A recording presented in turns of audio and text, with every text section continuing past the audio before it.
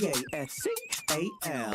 You are now rocking with that dude Pascal. We be going wild, Haitian in the building, so original. Got the haters catching feelings. Get your hands up to the ceiling and keep them held high, cause St. Louis isn't ready. Forget about it, goodbye. Hold up, we just saying hi. Five somebody, rise up. Weekdays, catch us live, somebody. Let's go. Good morning. Good morning, everybody. Good morning. Good afternoon and good evening, everybody. Welcome to the Pascal Show. Hope you guys all doing well out there. Hope this show finds you in great spirits. Because another day above the dirt is always a blessing. Let's not forget that. We got some things we got to get into today, and not a whole lot of time to get into it. Your boy got a long day. Big, long day. So we got to get into this stuff. We got a lot to talk about. And then I got to get it moving. Okay? Then I got to kick rocks. I got things to do today. But hopefully you guys are doing well out there. Hope this show finds you in great spirits. Like I said, I'm going to say it again because it feels good to say it. Dag nabbit. Another day above the dirt is always a blessing, damn it. Don't forget that. Please do me a favor. Before we get into everything, hit that like button down below, crush it, do what it do, hit that reaction button if you're watching on these other platforms. If you are watching on these other platforms like Facebook, X/Twitter, Instagram, TikTok, Rumble, Twitch, Kick, I'm on all of them. So make sure you hit that follow button. Follow. Please and thank you. Hit that subscribe button here on my YouTube channel, right here on the main doggone channel. Please and thank you. Subscribe over there as well. Go over to my second channel, as well, called The Pascal Show Clips. Subscribe over there. Please and thank you. That would be greatly appreciated. Hit that notification bell on both platforms so you know whenever I go live, whenever I upload, because it's random and it's whenever I have time, especially during the summertime. Summertime. You know what I'm talking about. We're all busy. We're all on vacations and all that stuff. So we're just trying to get the stuff in while we can. All right? Anyway, please do that for me, okay? Hit that join button down below. Become a member. Please support the channel if you can. Go check out my Patreon. It's in the ticker going on across the screen right there in the bottom of the screen. Go over there, subscribe, become a patron if you want to support even further. And of course, check out PascalMerch.com. PascalMerch.com. We got some really good stuff over there. So go check it out. Okay? Please and thank you. All right? Anyway, let's get into this conversation. We got things we got to get into. Like I said, you know, every show is like we Lords of the Rings in it, okay? And we're going to be going through a couple things today, but then we're going to be doing a deep dive or going into a big conversation over D4vd, because Nancy Grace, man, that Nancy Grace. Nancy Grace has come out with some information that I think would be very interesting for us to check out. Is it a fugazi? Is it a real thing? Is it not? Inquiring minds would like to know, but we definitely need to talk about that in just a little bit. But one of the things we definitely need to talk about, all right, like I said, is multi-tiered. We're going to go through a lot of different things. Now, I know I talked to you guys about something that happened a few days ago. I'm sorry I wasn't able to get on with you guys yesterday. Yesterday was a very, very busy day, but there will be some shows over this weekend for sure, so get ready for those things as well. And they could be first thing in the morning, they could be in the middle of the afternoon, or at nighttime. Just like I said, it's important that you make sure that you have that notification bell set to all, so you know whenever I go live or whenever I upload something, because your boy is on a small vacation and trying to get this all done. Get you guys the information and the news as best as I can while I am on my damn vacation, okay? And there's going to be other vacations in the near future here too. So, again, just giving you guys that fair warning, okay? So make sure that notification bell is set to all. Now, here's the thing. We're going into pop culture for a second, all right? Because everybody's been real, up in arms about this Jelly Roll Bunnie XO Thizang. And there's some other things that I've learned over some time. I didn't know a whole lot about their relationship. I knew only a few things, like, that they swing us. You know what I mean? Like they a little bit more loosey-goosey with their relationship and blah, blah, blah, right? But I also found out a few things with Jelly Roll and Bunnie. And apparently Jelly Roll was like, yo, I'm just going to tell and be honest with everybody out there that I have cheated on Bunnie in the past. That's what he said. I've cheated on Bunnie in the past. There was infidelity. I was bad. I got caught with my hand in somebody else's cookie jar and all that, right? And people have been reacting to this whole divorce. The fact that he filed for divorce, and this shocked everybody, okay? Everyone was shocked about this because, like I said earlier, I mean, he praises this woman. Like, this is everything. This woman's everything to him, right? Man, I love you, Bunnie. You're the best thing that ever happened to me. You know, Jesus is the Lord, but you are the everything in my life and everything. I love you, woman, and you know, Jesus is good. Jesus is king. Jesus is the Lord, right? He'll say all those things whenever he goes and he wins an award and blah, blah, blah. And it seems like they have a very good relationship, except for the fact that, you know, however you live your life, if you swing, hey, no judgment here, as long as it stays clean, right? So again, they had that understanding. But apparently, suddenly out of nowhere, they filed for divorce. Or he filed for divorce. And now she's speaking out and telling her side of the situation on why he filed for divorce. And apparently, this is what she's saying. I told Jelly Roll to divorce me during a massive fight. Now, I want to make this abundantly clear, okay? Here's the thing. I feel that in every marriage, you know, girlfriend, boyfriend type thing, that's another conversation, okay? Unless you guys have like some sort of a partnership, that kind of thing, that's another thing too, okay? But especially when it comes to marriage, love and marriage, right? You never, ever drop the D word. Never. Okay? Never. Unless you really, really freaking mean it. Do you understand? You can't just be throwing that word out all willy-nilly. I understand people get into fights all the time. Relationships have bumpy roads. No relationship is perfect. Sometimes you're going to get into a heated argument. Sometimes there's going to be, I don't know, prescriptions like Meebo, like that ad on the screen. I don't know what the hell Meebo is, but we're just going to roll with it. Okay, sometimes you have bad days with your spouse. Disagreements on how to raise the kids or how to finance, how to make more money, or, you know, maybe a bad choice was made financially or whatever may be that can always make people feel some type of way. But you fight through those things.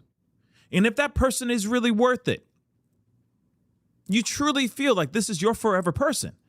You do everything in your mother-loving power to not throw out the D word. I'm sorry, guys. You work it out. Unless it's irreconcilable differences. I can't even say that damn word, but you get what I'm saying. What is up with this Meebo? Who are you? Who are you, Meebo? Who are you? Get off my screen. Anyway, just keeps on popping up. What the hell's going on? Meebo? I ain't trying to find Meebo, okay? Finding Nemo. I'm sorry. Moving on. You get into a relationship, you try to work those things out, especially if you're walking down the aisle under God, under law, and you're saying, this is my forever person, through thick and thin. But you don't spout out to your spouse, I want divorce. Unless it's something. You caught them, okay? You caught them knee deep Okay, deep in that cookie jar. Knee deep in that cookie jar. Yeah, okay, you're going to be mad. I don't care, Torsha Burks, what Meebo is. Thank you so much as an eye drop, but I don't care. I don't care. But moving on. It's a joke. But moving on. As you are caught knee deep in your chambers or somebody else's chambers, yes, divorce makes sense. But if it's just like a stupid little fight, and you go, well, I want a divorce, that is so reckless. Now, we don't know everything, okay? We don't know everything about this, but again, you just don't throw out those words. You just don't. Okay? See, Allie, thank you so much for letting everybody know what Meebo is. Meebo is eye drops for people who have overactive tear production. Meebo. Go and buy yourself some. Thank you.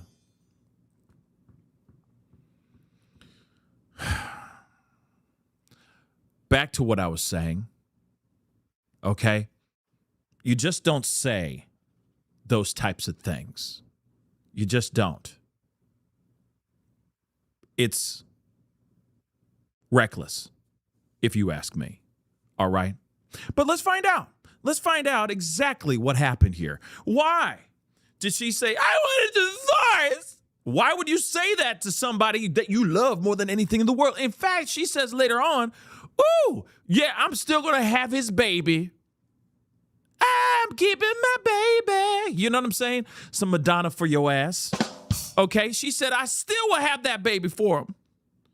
But this split is not mutual. I just want a divorce. That doesn't make sense to me. Does it make sense to you? Or unless she wants that child support money. Oh, damn, I said it. I'm sorry. I'm just saying what I'm saying. I'm saying the quiet part, actually the loud part out loud, because I think there's a lot of people that think that, oh yeah, you're gonna pop out a baby for him so you can get that child support. You know what I'm saying? That child support from his ass, because you know for a fact that man makes a whole lot of money. Whole lot of money. But moving on, Bunnie XO says, a Mother's Day fight. So this happened on Mother's Day. Damn.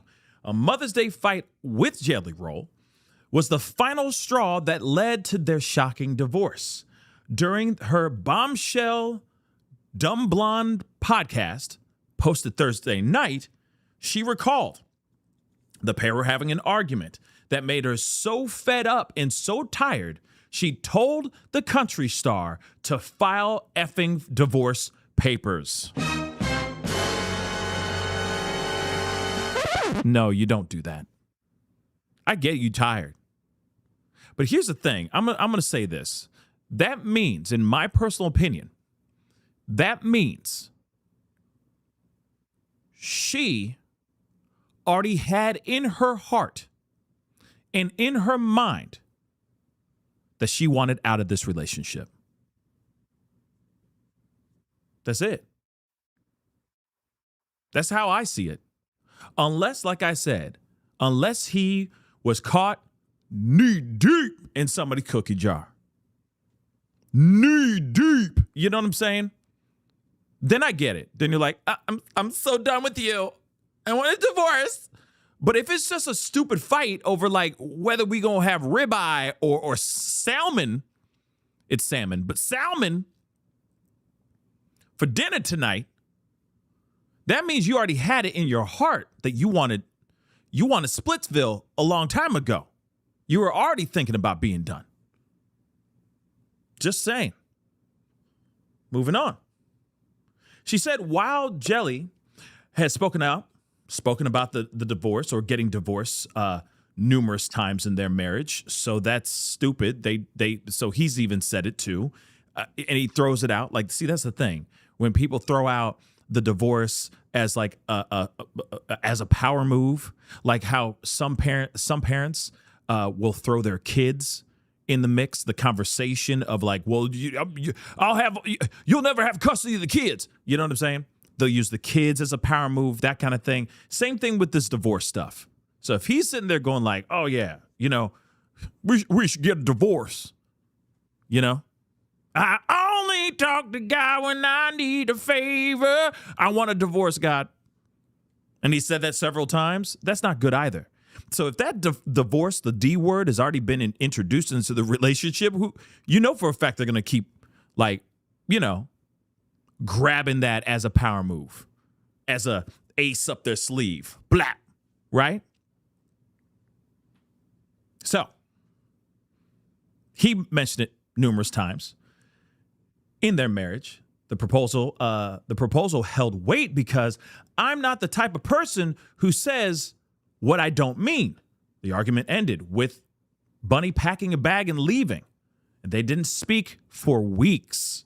Again, like I said, what is this all about? What is this fight that caused them to split for weeks? And then he said, F it, we're getting divorced. That's it. You want a divorce? Shoot, I want one too. We out, right? To her surprise, he followed through with her suggestion and filed to end their nearly 10 years of marriage. We broke the news. TMZ broke the news. He filed for divorce in Tennessee in May, citing irreconcilable differences. He listed their separation date as May 9th, a day before their blowout Mother's Day fight. Bunnie said in her podcast, the divorce was not mutual. Interesting. But revealed the pair still plans to have a child together and act as co-parents amid their ongoing and difficult IVF journey. So she is saying, I'm still going to have this baby. We're going to still try to have this child together, but we will be divorced. We'll be friends. We'll be cool, but we're getting divorced and we will just co-parent together this child that we will sire together with the help of science. Interesting. Jelly addressed their split at a show in Saratoga Springs, New York, Thursday night, telling the crowd that he and Bunnie are still, quote unquote, best friends, and that she may be the only woman he ever loves. But that hasn't stopped him from getting back out on the dating scene. Wow, he's already out here, huh? Bunnie said on her podcast that he started seeing new people, which she claims to totally support. It's interesting, and of course, we've got to take a look at the clip that's out here, okay? But there's like a Marilyn Monroe ad of some sort. I just think it's interesting. It is crazy. I agree with that. It is crazy. It just doesn't make any earthly sense. But let's take a look at this. And so on Mother's Day, we had a little bit of an argument, which I don't think the details are necessary. And in that argument, I was so fed up and so tired that I just looked at him and I said, well, then file the divorce papers. And in our relationship, that is the one cardinal thing that you don't say, even though my husband has said it numerous times because he's the runner. But when I say it, it really holds weight because I'm not the type of person who says what I don't mean. And I ended up leaving. I packed a bag and I left. There's a couple other things that happened that, if I ever do write a book, I'll talk about it. But I just don't think it's imperative to the situation right now. Here it is. She's already talking about a book. Does anybody else see that? Does anybody else see that? Or am I the only one who's hearing that going like, wait a second. She's already talking about a book. She's already thinking in her mind, oh, I can't wait to put this in my tell-all book. You won't get it now. I'm not going to say it right now. We ain't going to talk about it all right now. But eventually, it'll come out in my tell-all book. What? How about, can't you just have that between y'all and be done with that?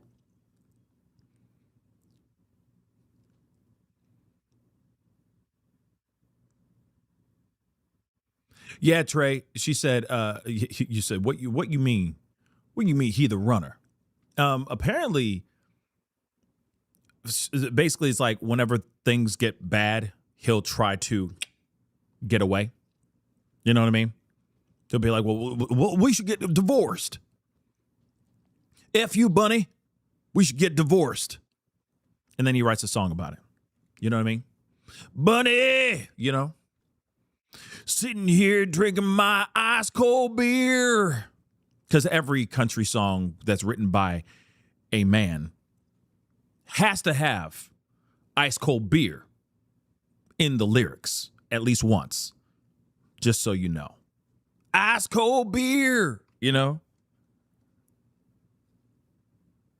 I'm about to shed a tear for Bunnie. But here's the thing. Divorced. Divorced. So she's already planning on writing a book. I guess he's going to write a song too. He going to Taylor Swift it. You feel me?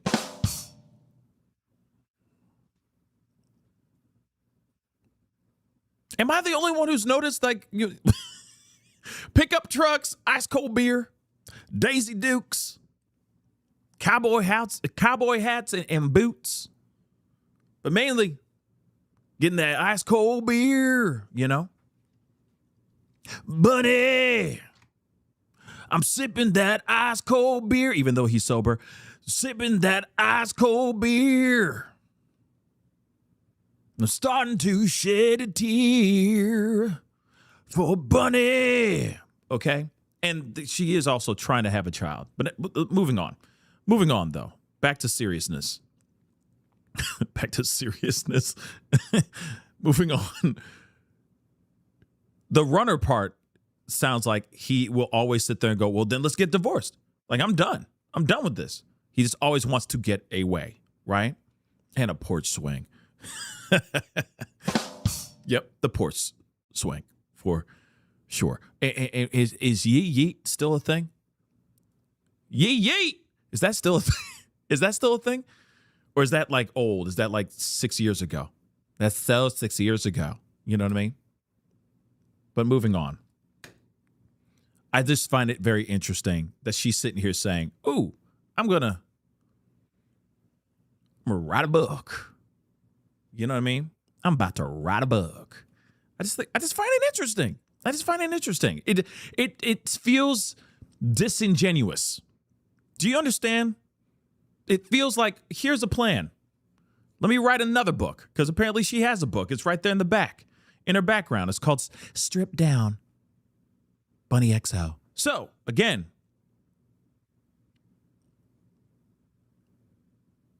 oh, and the dog. Yeah, you got to have the dog, the pickup truck. Somebody said the porch swing, the ice cold beer, the Daisy Dukes. You know what I'm saying? The you know, things my tractor sexy, you know? It really turns her on. Like, I don't know. Why do I know this song? But I know it.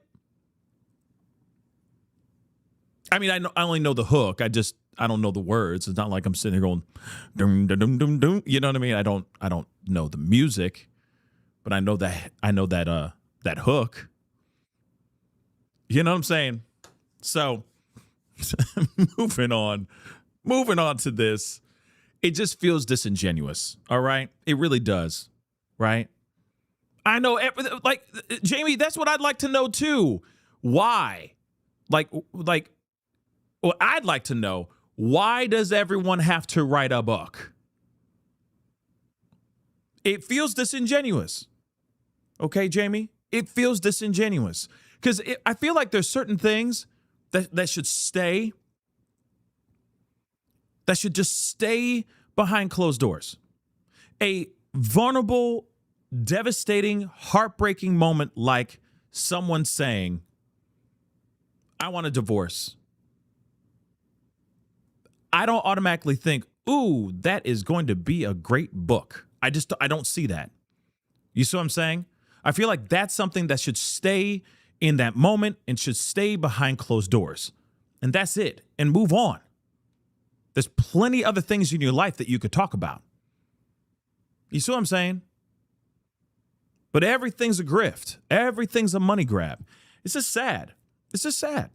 Not everything has to be a mother-loving book, okay?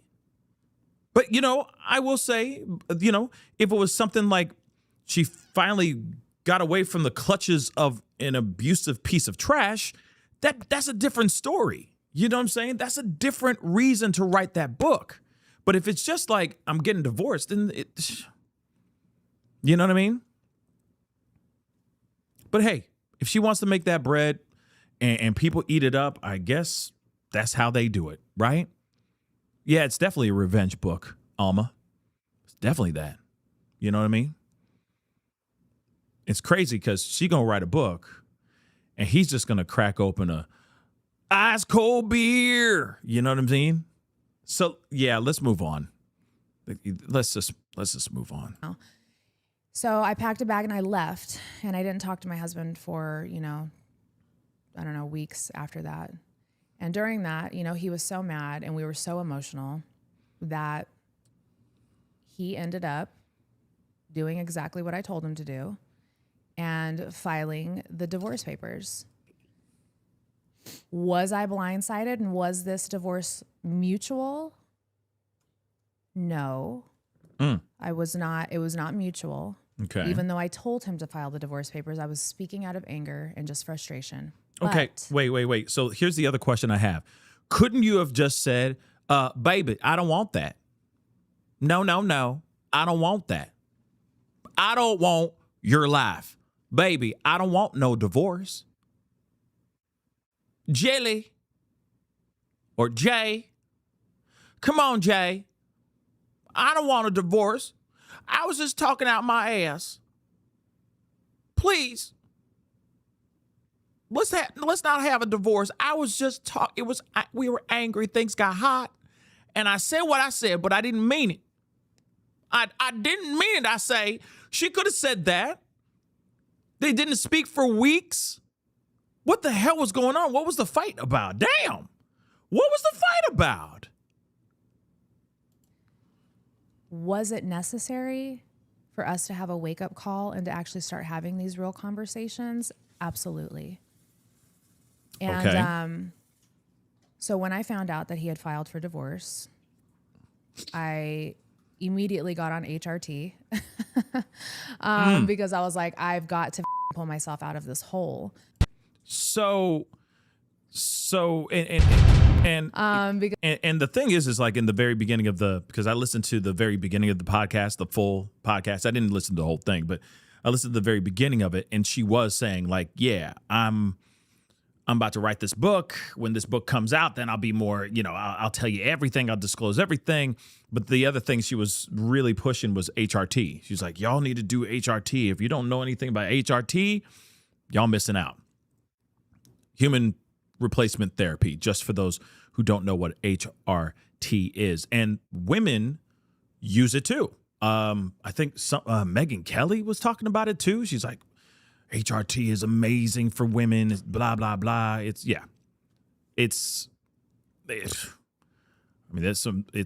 see a lot of huge benefits with HRT, but anyway, it's just very interesting that she's saying that, and bringing that up. All I could say is it just feels a little bit like this whole thing is it just feels disingenuous, guys. I'm sorry, not sorry. It just feels really disingenuous, but that's just me. When it comes to stuff like this, hold on. Okay. 1 second, y'all. So when it comes to stuff like this, it just feels, like I said, it just feels a little bit disingenuous, Did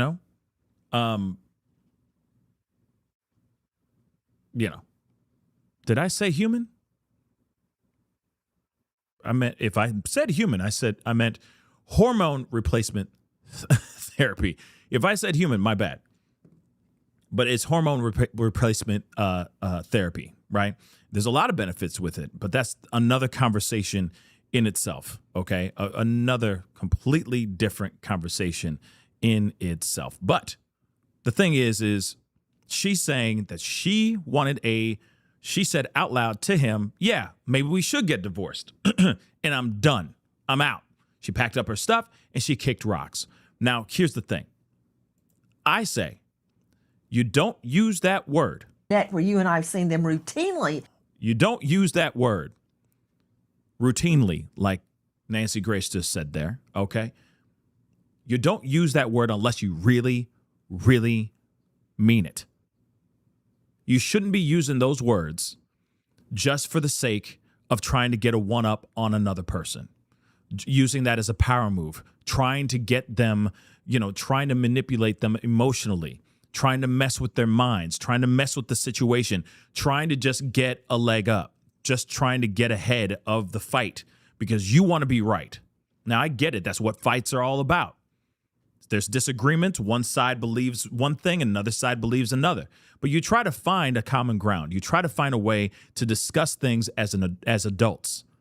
Now, I don't know what the conversation was about. She said she'll just put that in her tell-all book whenever she writes that book. But at the same time, I truly think that the only times that one should feel that they cannot go on in this relationship with the person is if there's some sort of betrayal, if the trust has been frayed, if the trust has been destroyed between you and your spouse, your partner, whoever it may be, right? That's when, maybe divorce is talked about. I mean, especially if you're out here gallivanting with scallywags and you get caught with one scallywag, yeah, divorce is happening, baby. Whether you like it or not, it's going to happen. You can sit there and go, baby, please, baby, please, please, baby, please. You know what I mean? Groveling, but it's no. That person that you just cheated on, that spouse that you just cheated on, has every right to go, no, here them papers. You better sign them papers. And then they go out and they go crazy out there, sleeping with the next few people that they can find out of revenge. You don't want that. That's why you keep your hands to yourself. Stay on that strict diet. Quit going and trying to grab cookies from other cookie jars that ain't yours. And respect the relationship and the marriage that you are in with your spouse. But never, I say never, use the mother-loving D word. Don't use the freaking D word unless you truly mean it. And it should only be once that you say it. Once, okay? Real talk. Because some people are really crazy like that. You know what I mean? Or even in boyfriend-girlfriend relationships, it's like, maybe we should just break up. Maybe we should just break up. I'm done. I'm so done. Maybe we should just break up. Chloe, we should just break up. I'm totally done, Chloe. I'm done, Chloe. Like, it's stupid stuff like that, right? You're just throwing out the words. You don't really mean it. You still want to be with that person, but you say that stuff to try to get a leg up on that person, and what ends up happening? You look like Boo Boo the Fool with your pants on the ground. So don't say divorce. Some of y'all going, what D word? What devastation? Deterioration?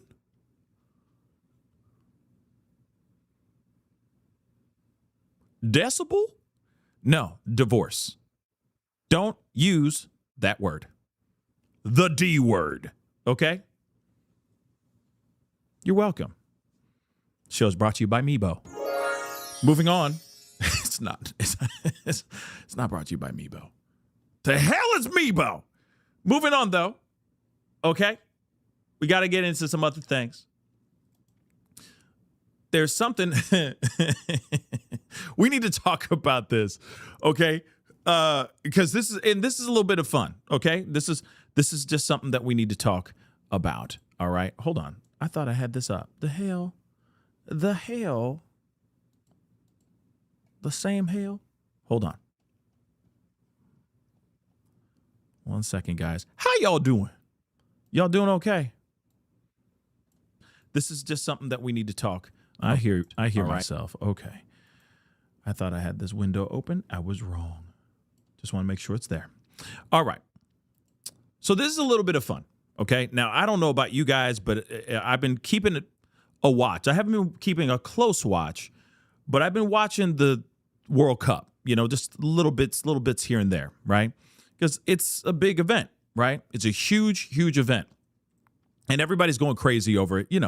People who are only comes around once every 4 years. It's a very, very, very, very big deal. It's a very, very big event. And obviously, people from all over the globe are now in America checking America out. And what's cool about it is some people from other countries are just losing their minds about how amazing America is. And let's be real. Aside from our divisive rhetoric, racism, the racial tensions, and the political divide, America's pretty damn dope. Like, it's dope. America's dope. All right? We are a really good party. We have our issues, but we're a really, really good party. And all the other people, all the other countries are just looking at our party and be like, man, I just wonder how I can get in here and party over there because they're having a blast over there. Damn, right? But here's what's crazy about this. Scotland, I just got to show it to you. Scotland fans are drinking Boston Dry. I'm not kidding. They're literally drinking so much beer. The Scottish are going over to Boston and they're drinking so much beer that Boston had to send out reserves. They had to send out emergency reserves for more mother-loving beer. This is insane. Okay? The Scottish fans drink the beer, drink Boston Dry. They are drinking them dry right now. Have mercy. Are they bred different over there? Like, do they not have livers? Okay.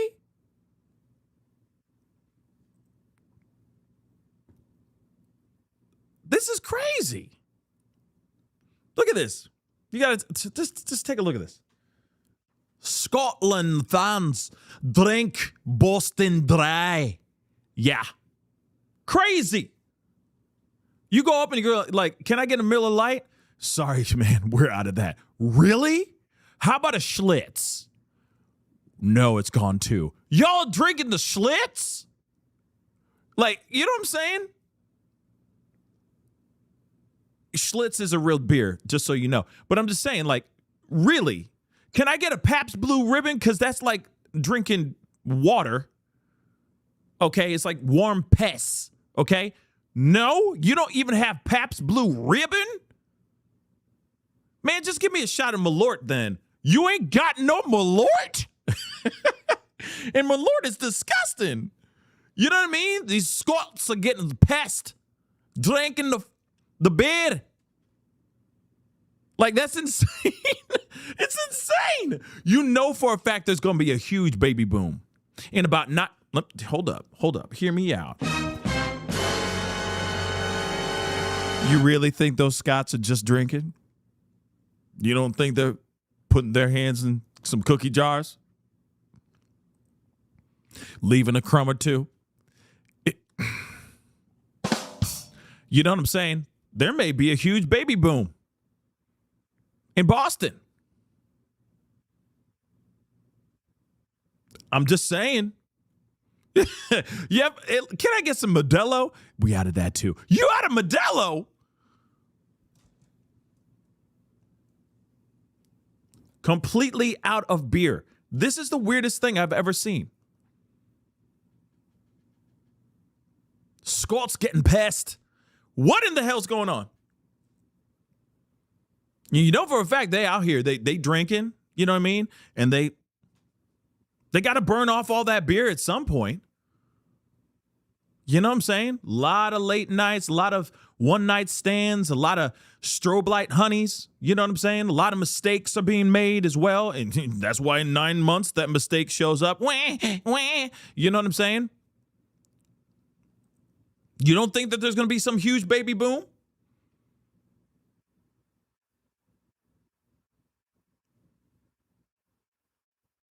And oh yeah, the Scottish skirts, right? It's the skirts, the kilts, easy access. All they got to do is they're free balling down there.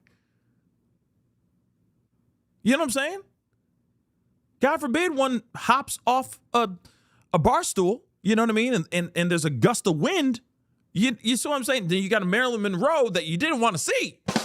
You know what I'm saying? Nobody gets the Marilyn Monroe. Okay. But they're drinking so much. They're out drinking the Irish. They're drinking so much. Okay? I didn't mean this. I'm sorry, Scottish lass. I'm sorry. Scottish lass. I'm sorry. Kilt. I meant a kilt. Okay? Kilt. I said it. I corrected myself. Okay? Anonymous Mystic said, I'm in Boston. And it's true. You can't even get a beer. That's insane. So what are they doing? Just going straight to liquor? Is that what they're doing? So the parent company of Sam Adams said its Boston tap room ran out of brand's flagship Boston Lager over the weekend because Scotland soccer fans in Boston for the World Cup drank 4 times as much as the bar usually sells. This is insane. Okay? So Boston Beer Co. said in a news release that from Thursday to Sunday, the Tartan Army, Scotland supporters organization, drank 4 times what the company normally stocks during a typical 4-day holiday stretch like the 4th of July, adding that it had to schedule an emergency delivery of beer Saturday morning and are adding extra deliveries this week to make sure they have enough. You know, I want to say this too. Let's keep it real. Let's keep it a real. You don't think that the owners of this bar aren't tap dancing or dancing a jig? Is that what they do? Scottish? You know? Because they're making so much money. This is a good problem to have. I'm sorry. Man, they just won't stop drinking all the beer. They're paying the money. They're making money. More than the 4th of July? What about St. Patty's Day? Because you know there's a lot of Irish. I know this is Scottish, but there's a lot of Irish in Boston too. Real talk. You don't think that they out drinking St. Patty's Day? Oh, it's St. Patty's Day. They're out drinking St. Patty's Day too, for real. The hell? Okay. We've never seen anything like it. Oh, that's hilarious. You know what I mean? They're drinking that much. I mean, if you really think about it, come on, let's keep it real, okay? They're going over there, okay? They're not doing they're not working. They're there for the sport. You know? They're there to get completely wasted, or as they would say, completely pissed. Right? It's crazy. It's crazy. Just saying. Just saying that it's just absolutely crazy. Well, we now know with this bar, they got knocked down. I can't even say with a straight face. They got knocked down, but they got up again. I'm sorry.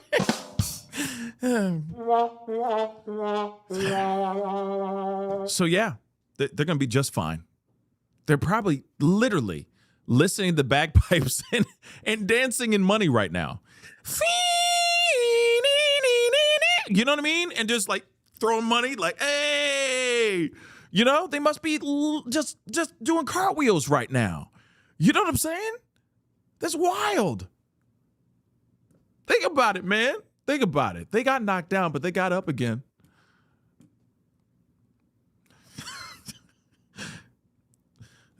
I'm sorry. Pissing the night away. Moving on, Allie, thank you so much for the love. I appreciate it. The Sam Adams Brewery is tiny. It's in a neighborhood. There's lots of fake Irish people on St. Paddy's Day. Irish people don't need a holiday to drink. That's hard truths. Yeah. You really think that the coalition of Irish people, they got together? The head of the Irish people of this coalition said, "Nay, we won't drink every day. We only drink on St. Patty's Day." No, they drink whenever they want. Okay?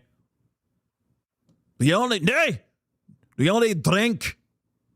when the beer is green. That's the only time we drink. Like, they're not doing that. Hell no. They drink when they want to drink, right? But still.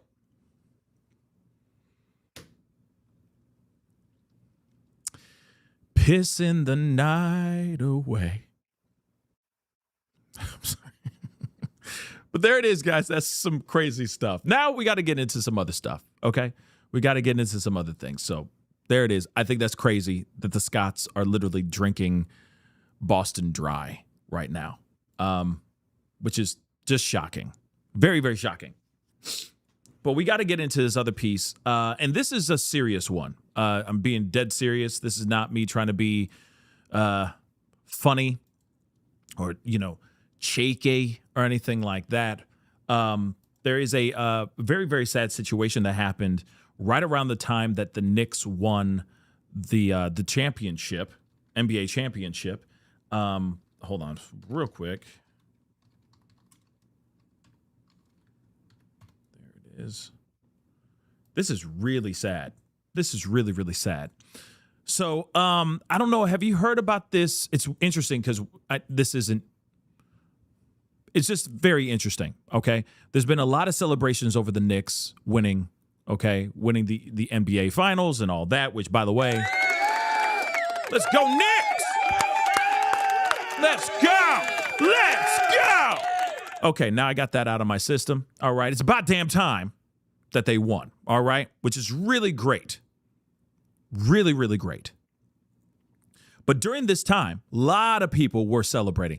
Not only the people that were in the streets of New York causing a ruckus and getting arrested and, doing all this crazy stuff. But there was other people all over the country, all over the globe, celebrating this massive win. There was a woman that was actually celebrating in L.A., jumping up and down, screaming, just very, very, very, very happy. And suddenly, out of nowhere, cops show up to her door. They come into her home, into her apartment, and they shoot and take the life of her dog. Now, and her dog's name is Jameson. And I just wanted to share this because I think this is absolutely crazy and absolutely heartbreaking, because no one should have to lose their dog by the police. And I'm still trying to understand what actually happened here, because this was a Labradoodle. Now, I'm just letting you know, Labradoodles, from my experience, they're very loving, happy-go-lucky dogs. They're not Rottweilers. They're just happy-go-lucky, very intelligent, lovable dogs. Real talk. And suddenly, this police officer opens the door, gets into the apartment somehow, and shoots this dog dead. Why? What happened here? Why did this happen? Right? So let's take a look at this. This is crazy and sad, So police fatally shoot family's dog while responding to a call of a woman screaming, celebrating Knicks' win. So a family mourning their beloved pet dog after officers with the LAPD fatally shot him. Police were called to an apartment building Saturday for a report of a woman screaming. So the family members said that the woman, however, was not in distress, but was celebrating the win for the New York Knicks. It was a huge deal. A lot of people loved the Knicks, and they wanted to see them win so badly. And now this happens because she was just jumping up and down and was excited. It's a damn shame. So the LAPD said that when the officers were talking to her, her large dog was by her side barking at them. They told her to secure the dog. She briefly closed her door, and when she reopened it, police said the dog charged at an officer. Police opened fire. The 2-year-old dog named Jameson was pronounced dead at the scene. He was a St. Bernard Golden Retriever and Doodle mix. The family is now demanding justice and accountability for the officers involved. LAPD Force Investigation Division responded to the scene and is continuing to investigate the actual incident. And the family has set up an actual GoFundMe page, which we're going to look at here, which, by the way, it was under 200,000 when I went and checked this out, right?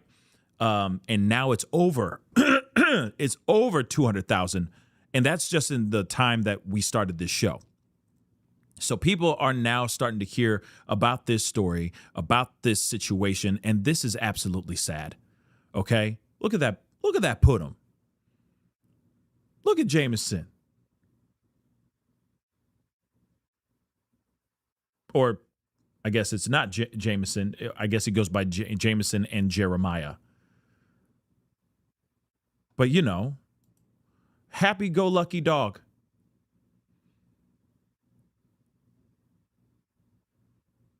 It's a cute dog, right? And unfortunately, this is what happened.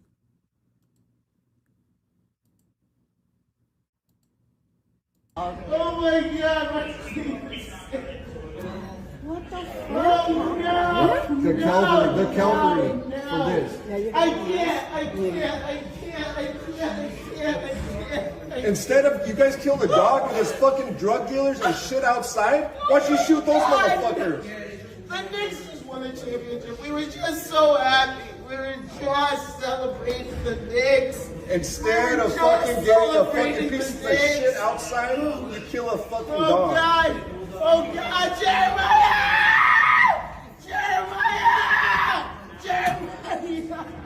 Why? Why? Wow, where's this shit out? What is the purpose of all of you? Hey, good job. This is what we pay for. Amazing work, guys. Oh my God, no. Good shit.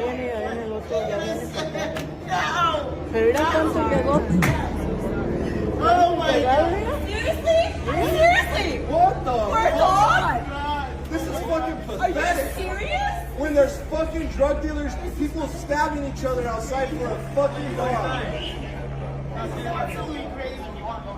This is absolutely crazy. We didn't do anything. Oh my God, Jameson, no! Oh, no. You're sorry? You did it. Yeah, that's really hard to watch, right? Yeah, I would be devastated, just as devastated. But that's the thing. What actually happened here, right? What actually went down here? I mean, you know, this is the other thing that makes me think of what happened to Cohen Wiley. Now, I know that there's a lot of speculation behind that. There's a lot of questions about that too. But at the same time, it's like, what actually happened here? You got a 1-year-old baby boy losing his life. You got this as well, a dog that was just not understanding what was going on. Of course, it's a dog. You see what I'm saying? Instead of actually not pulling out the weapon and go brah brah on the dog. Like, I don't know. Like I said, it's very strange to me that something like this would happen. But then again, it's like, this is the kind of stuff that we see all the time. Cops getting a little too trigger happy all the time. You know? We see this countless times. And now the world is reacting, the country at least is reacting to this situation because she was just very excited about the Knicks. That's it.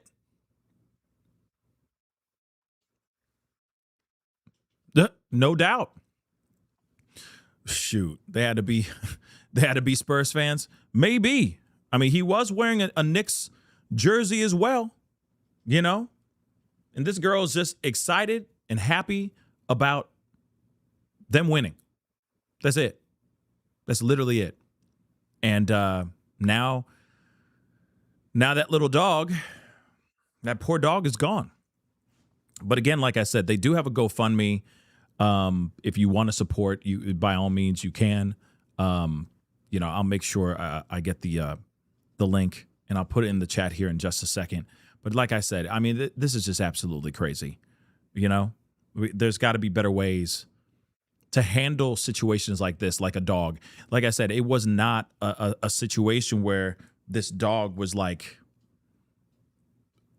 I just don't see it. You know what I mean? It's a different situation if the dog was like absolutely out its mind, frothing at the mouth type thing. I just don't see why they would have to take the dog's life in this fashion and in this way. But, you know, sad, man. Little kids and pets, don't mess with them, man. PD, period. Cops, stop messing with them. And I still want to know exactly what happened with Cohen Wiley, too. I really want to know what happened to Noah Wiley, Cohen Wiley. Why did Cohen lose his life in that way? Why? So again, no kids, no pets, okay? Period. Let's take a look at this. This is just such a heartbreaking case. And as you said, the dog's owner, as well as activists, and not just locally. If you are online on social media, you can see the outrage, and everyone is demanding answers after that beloved pet was shot and killed by an LAPD officer. I wish there was some type of protocol, training, something. It's just a defenseless dog. In an exclusive interview with Fox 11 News, the day after her golden Saint Berdoodle Jameson was shot and killed by an LAPD officer, Marie Marseille expressed the shock and devastation of witnessing her beloved 2.5-year-old dog die in front of her. I was so close to Jameson that one of the casings ricocheted, fell at my feet. And I smelt the sulfur from the bullet. That's crazy. That's how close I was to him.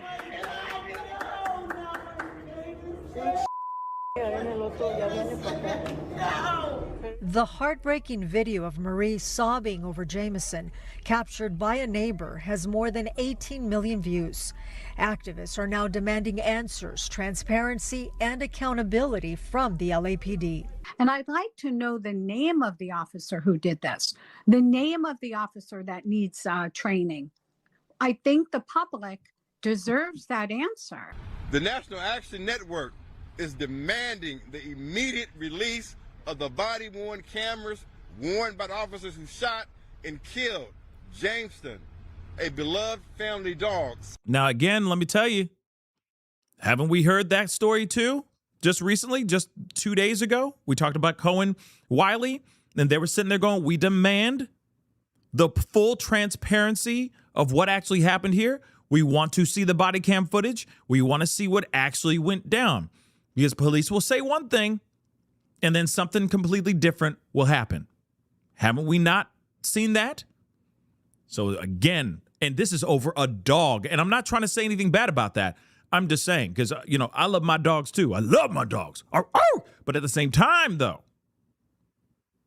the fact that they won't even release the body cam footage over a pet, it's insane. Release. It's like the Epstein stuff, guys. Release the files, release these videos, and be done with it. Be transparent. Take accountability. If there was a mistake, take accountability. It's this type of actions that make the general public side-eye PD in general. You go out here and you walk like this, you maneuver in this type of way, people don't forget this kind of stuff. There needs to be a change. There absolutely needs to be a change. Because the general public are never going to trust any cops, ever. They need to change protocol immediately. Marie had been celebrating the New York Knicks' historic victory on Saturday night. Jameson was also sporting his own jersey. But someone called 911 saying a woman was screaming. Marie explains what the officers told her. The neighbor called and said there were 2 females in here screaming, and it sounded like domestic violence. I'm like, oh no, it's just me. The LAPD says when officers arrived at Marie's home, they asked her to secure her dog. Can I see the thing that I want to understand too? Can someone please explain this to me? You got 5-0 walking up to the door. She's like, yes, woo, Knicks, yes, right? She's super hyped. Ding dong, she opens up the door. Hey, and then they're like, ma'am, are you okay? And they, they'll have their hand thing, ma'am, and they do this whole hand thing. Ma'am, are you okay? Is everything all right? No, I'm just curious because we had a call about a possible distress call that we just received. Oh, no. I'm just very excited about the Knicks winning. That's all. Dogs barking off to the side. Okay, ma'am. All right. Just want to make sure everything's cool. Everything's all right? Yeah, I'm just really excited about the Knicks. Seriously, just very excited about the Knicks. We won. We won. Okay, ma'am. Have a good day. Have a good night. Right? That's all they needed to do. So I don't understand where it went from, man, we're here to answer to a call. They said that it sounded like you were in trouble. No. It was the Knicks won. I'm just really excited. Okay, ma'am. You sure you're okay? Yeah, I'm absolutely fine. Can you get that dog to stop barking? Okay, yeah, hold on. Let me secure him really quick. Let me just put him down. You know what I mean? Like, where was suddenly this guy or this cop or the cops, if there was plural, where did they suddenly feel like they needed to be like, can you get that dog to stop barking? Can you get that dog to shut up real quick? Because I don't trust this dog. I don't trust him. It just doesn't make sense. You see what I'm saying? It just doesn't make any sense. Why suddenly out of nowhere it's like, I'm pointing out your dog. A dog is gonna bark. Dogs bark. If they don't know who you are, they're going to bark. So why would this cop say suddenly he's hyper focused on the dog? Now, of course, we have not seen the body cam footage, which would be really nice to see. Now, if the dog is being aggressive and is like trying to, rah, rah, rah, you know what I mean? Or what if, here's the other thing too. Some dogs can be very friendly. Like they're barking, but they're not barking out of like, who the F are you?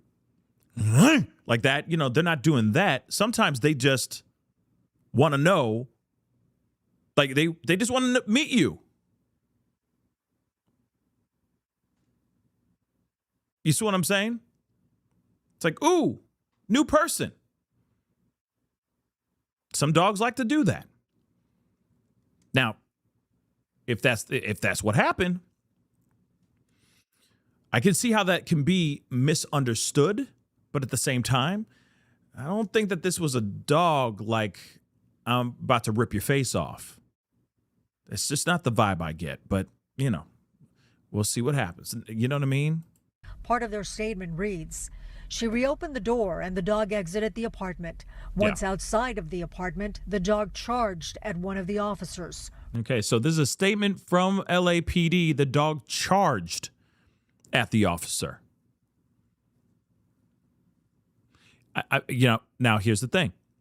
Everything could be different if they changed that one word. Charged. The dog could have very well have been just curious about who that person was. Just trying to be friendly, maybe. Or maybe the dog was really charging towards the officers. Ravenous. But I doubt that. I doubt it. Resulting in an officer-involved shooting. But according to LAPD's own use of force guidelines, officers are supposed to try voice commands, pepper spray, even a taser before resorting to lethal force. Really now? Oh. Really now? Oh, I see. So all they had to do was use a taser or use a little mace? Or use some commands like sit, boo-boo, sit? That's all they had to do. Oh. But instead they pull out the gat and start blasting. Oh. I don't understand how you are so scared as a police officer, as a person of authority, would be so scared of a dog coming towards you, not even showing any type of aggression or anything. The first action is to pull a gun on a defenseless dog? That doesn't make any sense to me. The LAPD says the shooting remains under investigation. Of course it's under investigation. Of course. But again, regular guidelines would say, hey, sit, boo-boo, sit. Or taser. Or mace. Something like that. But nope. They pulled out the heater and unloaded on this poor little dog. Like I said, again, I'd really love to see the footage. I'd really love to see the footage of that because I don't believe them. I'm sorry, I just don't. This dog, like these Labradoodles, these types of breeds, they're very loving. They're friendly, loving, very intelligent dogs. I think that this dog was barking out of excitement, out of curiosity. I don't think that this dog was barking or running out of the apartment to mess these cops up. I really don't. I think that this dog was curious and was wanting to make a new friend. That's what I truly think. But like I said, we haven't seen the body cam footage. So hopefully we'll see something here very soon and police will be transparent. And I feel like that's the ongoing question is like, will they be transparent or not? That's the ongoing burning question, right? So we'll see what comes of that. But that is some very, very sad stuff. All right. Now, real quick, I do want to play this video. Shoot. Hold on. Nope, not that. Before we go into the D4vd stuff, we got a few things that we need to talk about.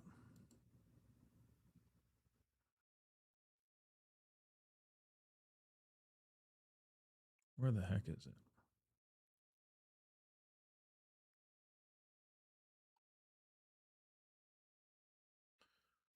One second, y'all.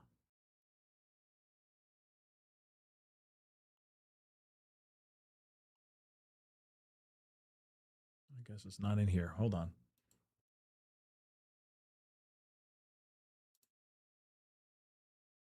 Okay, so Cuomo did an interview with a friend. We got to go into the Elena Moore situation, which I do find to be a very interesting situation. Now, I just want to remind you guys, this 39-year-old personal trainer went missing after she walked out of a Planet Fitness, and then 6 days later, her body was found. Allegedly, her body was found. They have not said, from what I understand, from what I've gathered so far, they have not confirmed whether or not this is actually her remains. But I think it's safe to say that it is her remains that they found in a wooded area not very far away from where she was last seen. Now, here's the thing. Everybody is still wanting to know, was there some sort of foul play here?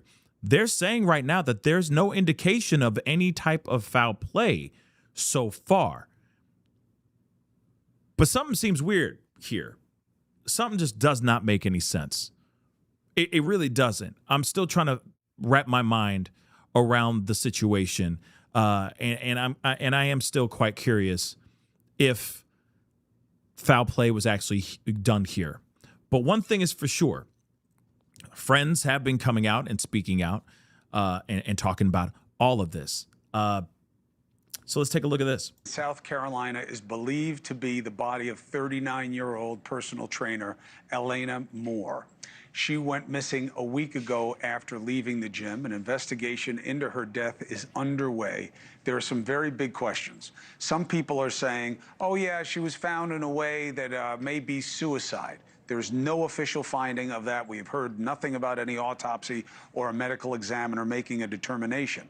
But there is a suggestion out there that she had mental health issues and she may have taken her own life. Here's what we know. On June 11th, 6:40 p.m., she was seen at Planet Fitness. She was then caught on video walking near the woods by a Lowe's home improvement store. At 9:17 p.m., she is spotted, you see her there, walking near a Publix supermarket. The next morning, her husband reports her missing. Why do people think she had mental health issues? Well, a week before she disappeared, Ring camera footage showed her picking up a DoorDash delivery that wasn't hers at an apartment that wasn't hers. She's seen ringing a stranger's doorbell and giving the food to the homeowner. Okay, I don't understand how to take that, but supposedly she even tried to enter that apartment. She was later found sitting outside another apartment. When asked, she said, "I don't know what I'm doing." Okay? But her close friend, Sandra Campbell, says, no, we have it wrong, and that her friend, the woman she knows, was not suicidal. Sandra believes that it could have been Elena's husband, a former cop, now private investigator. He may be involved. Why does she think that? Let's ask her. Sandra Campbell. Hold up. Not good. Let me just be real. That's not good. Now, here's the thing. Obviously, just to kind of reiterate and say a few things that Cuomo just said. First off, her cause of demise has not been determined yet. They're still trying to figure that whole thing out. That's number one. Number two, the husband, her allegedly estranged, about to be, they were separated. They are basically saying that he is now refusing to speak out. He's not talking to anybody. He's not willing to talk to media or anything of that sort. Now, that doesn't automatically mean, bad things. That doesn't automatically mean that, you know what I mean? That doesn't automatically mean instantly, oh yeah, this is definitely foul play, or that, he has something to do with it. But it is strange that he's not willing to be out here speaking on behalf of his wife. I do find that a little bit weird. The other part I do find weird is he got her car, and then the very next day he calls and says that she is missing. He waited for the next day to make that phone call to report her missing. I find that weird too. Now, this is a guy who also is former PD. He is former law enforcement. He also is a private investigator. I want to make that abundantly clear too. Private investigator. And suddenly, so he's done plenty of cases like this, I'm sure. But for some odd reason, instead of getting her car and going, wait a second, where is she? Where the heck could she be? Instead of calling police right then and there, he calls the very next day. I just find that strange.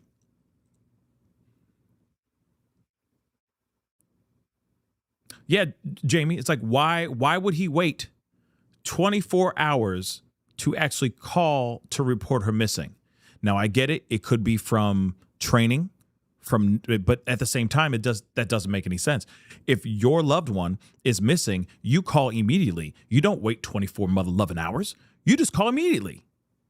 Now, the question is, was she having some sort of psychotic break? Was she having episodes throughout this entire time? Or could she just be on some substances?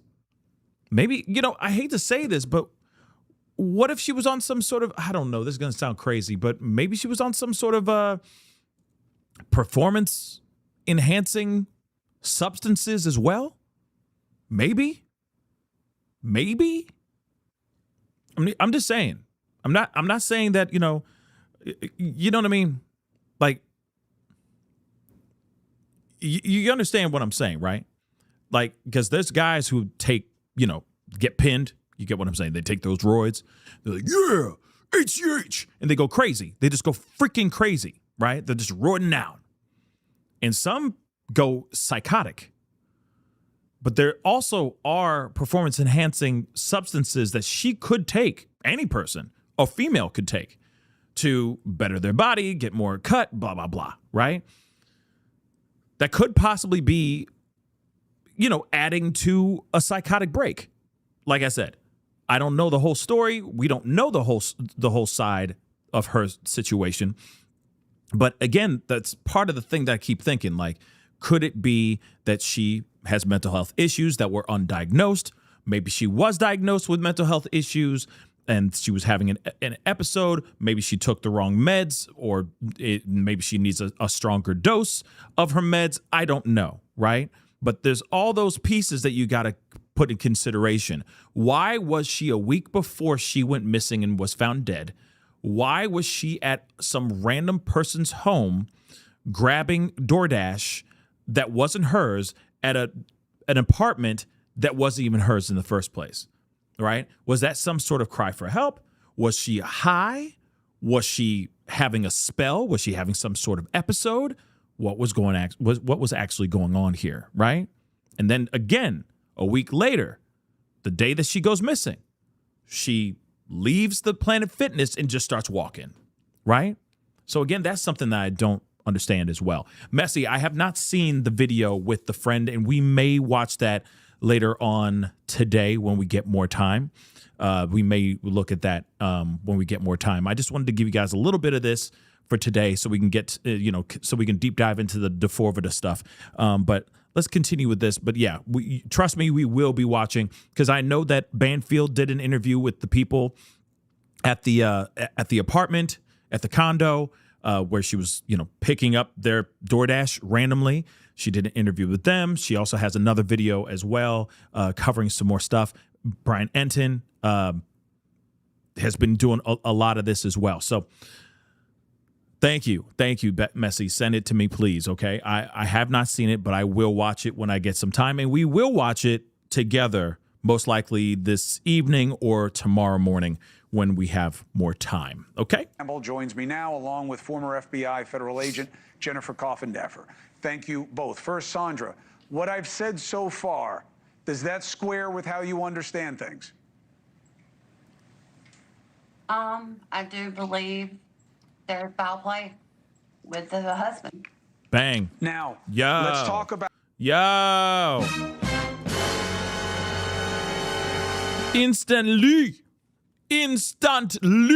she's saying, look at the husband. Look at the husband. Look at the husband. Look at the husband. Let me say something, though. Let me say something real quick. All right? Let's not get it. Let's not get it twisted. Hold on for a hot minute. I understand. This is from a friend, so the friend may know some things. But at the same time, it can be a little bit messy if you're automatically saying the husband if you don't have evidence. I'm just saying, this is messy already. This is messy. She is found. They have not ruled out foul play. They still say her cause of demise is undetermined, which makes no sense, right? She could have been out there. Let me just say this too, guys. She could have had a heat stroke. There could have been other things that could have happened to her that they cannot see right off the bat. Like, obviously, they did not see something superficially on her. That's what it sounds like. Because I feel like if this was a situation where there was injuries on her body, they would say, oh, yeah, there was a knife wound, or there was a gunshot wound, something of that sort. But they haven't said any of that. So something weird. Something weird. Is it the husband? I don't know. But he is acting strange. He is acting very strange, if you ask me. But the fact that he's not willing to do interviews, the fact that he's not willing to speak out, I get that he's probably grieving as well. Let's not forget that too. He's probably grieving. This was someone that he loved very much, regardless if they were being, on the verge of separating or not. This is somebody that he had a strong relationship with, strong enough to marry. So yes, there's things that he needs to process as well. But still, yes, I get it. There's a lot of questions here for sure. So yeah, some's not adding up, but maybe everything will be added up very quickly here soon enough. Why you dismiss the other information? Like, what do you know about why your friend was playing with the DoorDash thing and whether or not she said, I don't know what I'm doing? Was your friend struggling with some kind of illness?